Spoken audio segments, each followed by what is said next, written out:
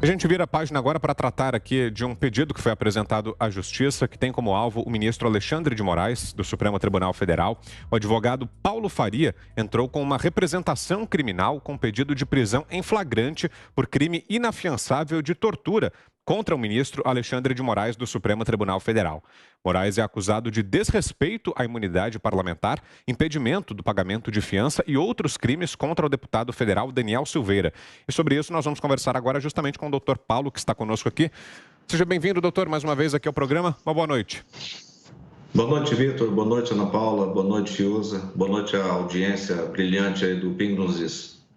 Doutor, quais são as justificativas que aparecem aí nesse pedido que foi apresentado pelo senhor à Justiça? É o seguinte, o ministro do STF, ele está cometendo um crime permanente de tortura. E a Lei Orgânica da Magistratura, ela prevê um único caso de prisão do juiz, e no caso o ministro ele tem que seguir essa lei, que é no caso de prisão em flagrante por crime inafiançável. A Constituição Federal diz claramente que a tortura é crime inafiançável, é um crime hediondo. Até mesmo na Lei 8.072, de 90, está lá escrito que a tortura é um crime hediondo. Então, ocorre que desde a prisão ilegal do Daniel Silveira, em 16 de fevereiro de 2021, até esse momento, esse exato momento, o ministro Alexandre de Moraes está em curso no crime de tortura permanente.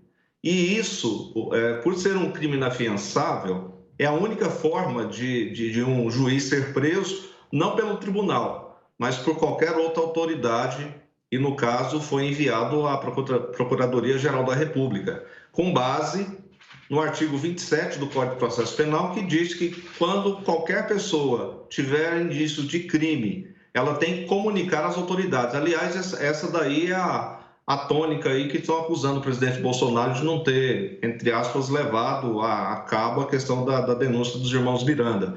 Mas eu levei a cabo, eu procurei a autoridade competente, que é ao titular da ação penal, que é o Ministério Público, para ele tomar providências. E lá na petição, eu mencionei a questão do crime permanente de tortura, porque muitas pessoas pensam que a tortura é só física, mas existe a tortura psicológica. Aí você imagina, desde o dia 29 de junho, quando nós conseguimos pagar a fiança de R$100 mil de um crime inafiançável, ou seja, então ele passou a ser fiançável. Se ele passou a ser afiançável, então o Daniel Silveira não tinha nem que estar preso. Porque se ele está preso por um crime inafiançável, não pode ter fiança. Mas mesmo assim, nós pagamos a fiança de R$100 mil e desde o dia 29 ele continua preso com a fiança paga. E o motivo da prisão dele foi justamente por não ter pago a fiança. Então, esse sofrimento, essa expectativa do parlamentar de ter a sua liberdade com o pagamento da fiança, isso é uma angústia. E é exatamente o que tipifica o crime de tortura. E ele é inafiançável. Por ser inafiançável, eu provoquei e requeri o pedido de prisão em flagrante por crime inafiançável do ministro Alexandre de Moraes. Sua pergunta, Guilherme Fiuza. Doutor Faria, boa noite.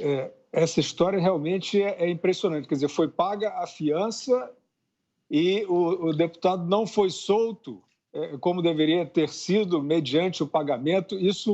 Onde é que isso está obstaculizado? Isso foi a vara de execuções que travou? Como é que foi feita essa obstrução, doutor Faria? Fiuza, quem estipulou a fiança foi o ministro Alexandre de Moraes. Ele é a autoridade coatora que a gente fala, né? Então, ele que foi o autor da prisão. Ele atendeu a um pedido do vice-PGR, que também foi denunciado por ter cometido supostamente um crime aí de abuso de autoridade e outras coisas, né, que já foram feitas denúncias. Eu fiz a denúncia no dia 1º de julho, à PGR também, contra Alexandre de Moraes e o vice-PGR por abuso de autoridade, mas como a prisão foi decretada pelo ministro Alexandre de Moraes, e eu digo para você, Fiuza, que essa prisão que está aí, ela é uma prisão totalmente anômala, mas que ela se reveste de prisão preventiva. E o próprio ministro Alexandre de Moraes, na ADI 5526 do DF, disse claramente que não cabe prisão preventiva a parlamentares. Ou seja, nós temos um crime de inafiançável que se estabeleceu uma fiança. A fiança foi paga dia 29. Antes, é bom lembrar que no dia 24 para o dia 25, nós tentamos pagar a fiança e, ao saber que aquela vaquinha que foi feita aí com o apoio do Carlos Jordi e a ajuda de muitas pessoas, quando o Alexandre de Moraes descobriu que se tinha o valor para pagar a fiança, ele mandou cancelar imediatamente a conta na Caixa Econômica. Então, nós tivemos que ir à luta. Pessoalmente, eu fui à Caixa Econômica para poder abrir uma conta judicial vinculada à PET 9456 para poder depositar o valor da fiança. Então, isso foi feito no dia 29 e, ao ser informado do pagamento da fiança, a liberdade do deputado Daniel Silveira tinha que ser imediatamente apresentada, ela tinha que ser concedida. E, a partir desse momento que não foi concedida, e o próprio Alexandre de Moraes é o autor da prisão, que decretou a prisão, e ele também tem o poder da caneta de determinar sua soltura ou outras medidas cautelares, ele está cometendo continuamente o crime de tortura. E esse crime é hediondo, e esse crime é inafiançável. Esse sim é inafiançável. Esse nem com R$1 milhão ou 10 milhões o cidadão consegue ser liberado. Então, aconteceu isso. Então, para você ter uma ideia, a fiança paga dia 29, já tem 14 dias de pagamento de fiança e até hoje o PGR, o vice-PGR, não se manifestou sobre a questão que é óbvia. Pagou a fiança, o motivo da fiança é o não pagamento, se pagou tem que liberar. Então, infelizmente, nós estamos vivendo um estado de exceção e o STF hoje, eu como advogado, tenho a desfaçatez de dizer, ou a desonra de dizer, que é um tribunal de exceção. Ana Paula Henkel, sua pergunta, Ana. Boa noite, doutor Paulo. Bom, diante aí de uma ação corajosa, né, por parte do senhor, exatamente peitando esse projeto de tirania que foi colocado aí, né, à luz do dia por membros da nossa mais alta corte, o senhor não está sofrendo nenhum tipo de retaliação? Ana Paula, eu confesso para você que no dia 1º de julho, eu renunciei ao mandato de atuação dos processos do Daniel Silveira, justamente porque eu senti que estava ocorrendo uma certa vingança do Alexandre de Moraes e de outras pessoas ligadas aos processos contra a minha pessoa, mas para atingir o Daniel. O que eu fiz? Eu renunciei ao mandato para poder ter liberdade de trabalhar. Hoje eu não estou habilitado por procuração para defender o Daniel Silveira, mas isso não me impede de atuar na defesa, porque eu acredito na liberdade dele, acredito que ele é um preso político, acredito que o que está sendo feito com ele é um crime mais do que hediondo, seria um crime contra a humanidade, porque o que está sendo feito com ele está sendo feito com todos os brasileiros. Então, eu me senti no direito de fazer isso e não estou dizendo que não haja a perseguição. Na sexta-feira, eu recebi um comunicado da OAB que o ministro Alexandre de Moraes mandou instaurar um procedimento ético-disciplinar contra a minha pessoa. E esse procedimento foi enviado para a OAB Nacional e o senhor Felipe Santa Cruz determinou à OAB Distrito Federal que abrisse um procedimento ético-disciplinar contra a minha pessoa por eu estar certamente sendo incisivo na defesa dos direitos do Daniel Silveira. Então, só para você ter uma contextualização, eu representei o Alexandre de Moraes o ano passado criminalmente, por conta dos inquéritos 4781 e 4828, que eu atuei nesses inquéritos, não tive acesso até hoje. E o Felipe Santa Cruz, que é o presidente da OAB Nacional, um petista, só eu fiz 3 pedidos de impeachment dele, todos 3 engavetados. Então, eles estão usando esse momento para poder utilizar a força do Estado contra o Daniel Silveira e contra quem se insurge contra, no caso eu, que não tenho receio, que eu jurei quando fui receber o meu registro de advogado, defender a Constituição, os direitos humanos, a liberdade e o Estado Democrático de Direito. É o que está sendo feito. Não tenho medo, não vão me calar e podem vir com 50, 100 processos ético-disciplinares, mas Deus é mais, aqui não. Ô, doutor, e ainda falando sobre o Supremo Tribunal Federal, queria aproveitar a presença do senhor e ouvi-lo enquanto operador do direito, como alguém que acompanha as questões ligadas ao judiciário.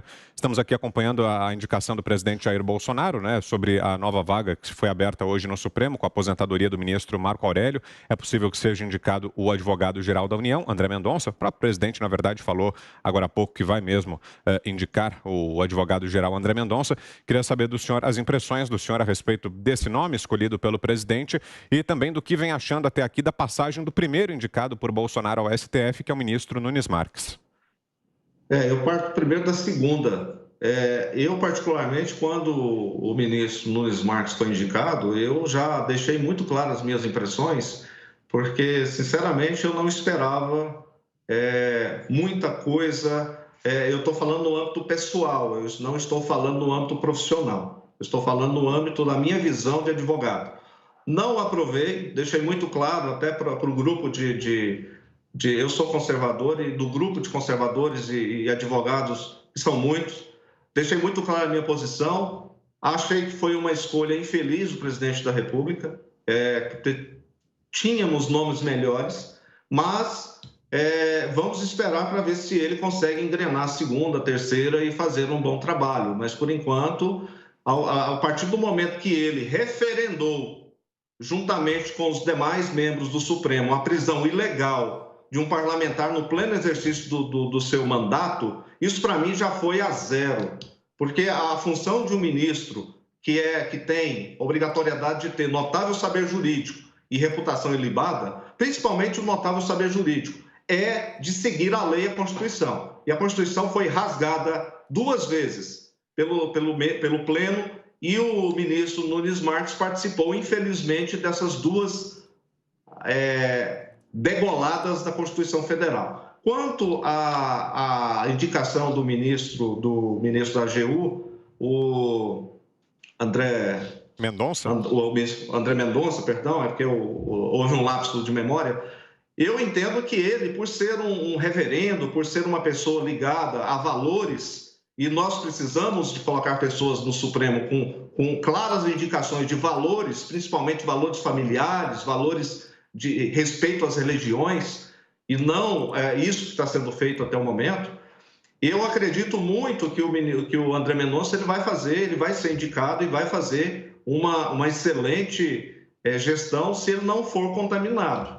Eu espero que ele tenha a postura e a hombridade de seguir com seus valores, até então conhecidos do grande público. Então, eu aposto bastante e acredito, inclusive, a questão dos advogados que estão conosco, que André Mendonça será uma boa indicação. E tem um detalhe importante, Vitor. O André Mendonça é o sucessor do ministro Marco Aurélio. Fiuza. Faria, voltando ao caso do deputado Daniel Silveira, o senhor mencionou que uma conta na Caixa Econômica Federal, que pelo que eu entendi, reunia os recursos arrecadados para pagar essa fiança, foi bloqueada pelo ministro Alexandre de Moraes. Foi isso mesmo? E com que fundamento essa conta foi bloqueada? Fiuza, no dia 24, quando o Daniel foi preso, começou uma campanha de levantamento de valores, porque o Daniel não tinha dinheiro para poder pagar. Ele não tem dinheiro para pagar essa fiança de 100 mil. Aliás, essa fiança foi arbitrada justamente para ele não pagar e ser preso. Foi uma justificativa da sua prisão, mais uma vez ilegal. Então, o que aconteceu? No dia 25 de junho, quando nós informamos no STF que tínhamos o valor da fiança, o que aconteceu? Nós enviamos uma TED no valor de 100 mil reais para a conta, que foi indicada pela Caixa Econômica e estava no processo. A TED retornou. Quando nós pedimos para confirmar ao STF, nós vimos que o ministro Alexandre de Moraes colocou uma decisão depois desses episódios, dizendo que estava determinando o cancelamento imediato da conta.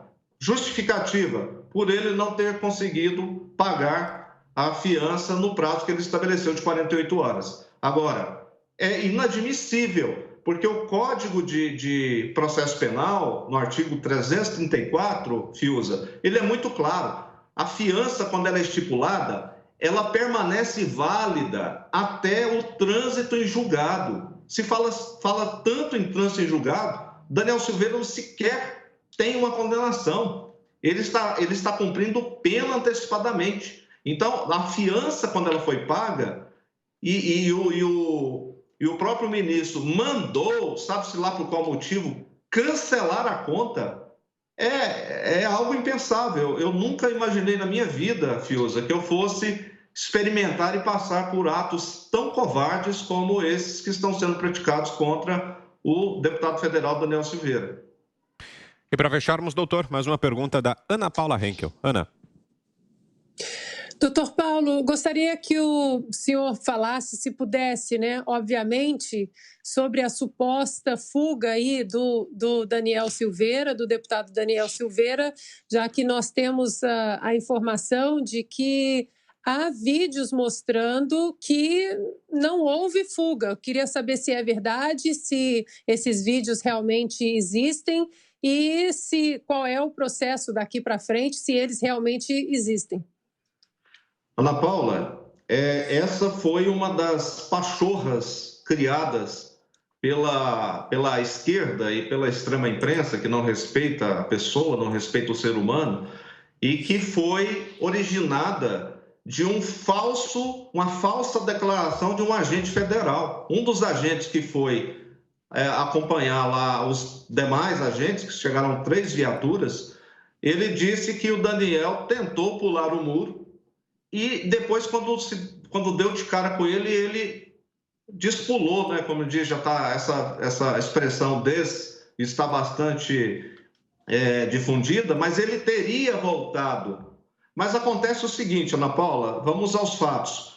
O Daniel Silveira, ele está há mais de 40 dias com o joelho estourado, os ligamentos, por conta dos exercícios que ele praticava de Muay Thai.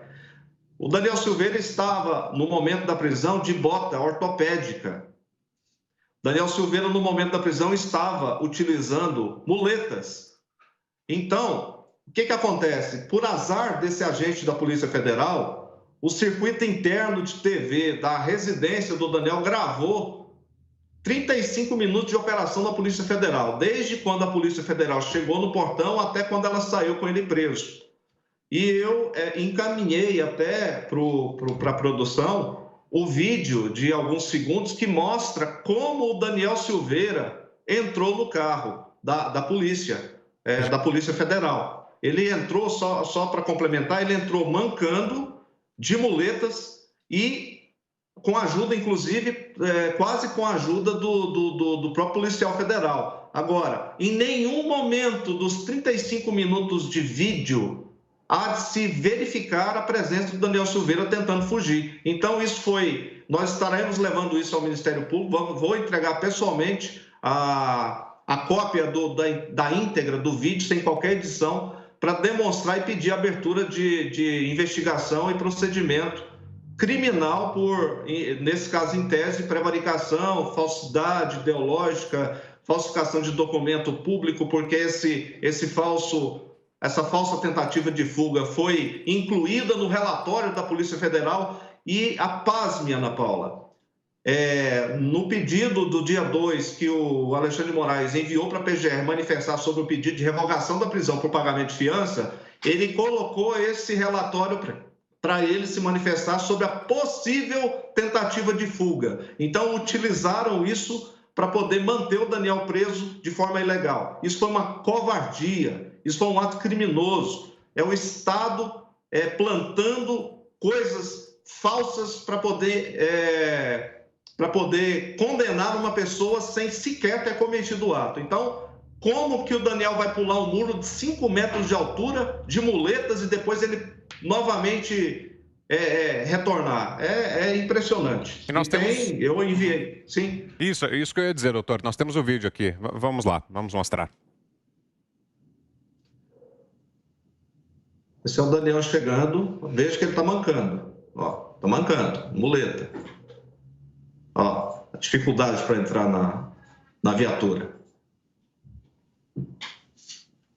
Então, isso aí é a prova de que ele... Como é que ele vai pular um muro de 5 metros de altura? E lá, na realidade, o muro da casa do Daniel é uma contenção. Então, é uma ribanceira. Se ele pular, ele não dá conta de voltar, ainda mais nesse estado. Então, é impressionante. Impressionante o que estão fazendo com ele. Muito bem, quero agradecê-lo mais uma vez, doutor Paulo Faria, conosco aqui em Os Pingos nos Is. Obrigado pela entrevista, doutor. Uma boa noite, ótima semana por aí, até uma próxima. Obrigado, boa noite a todos.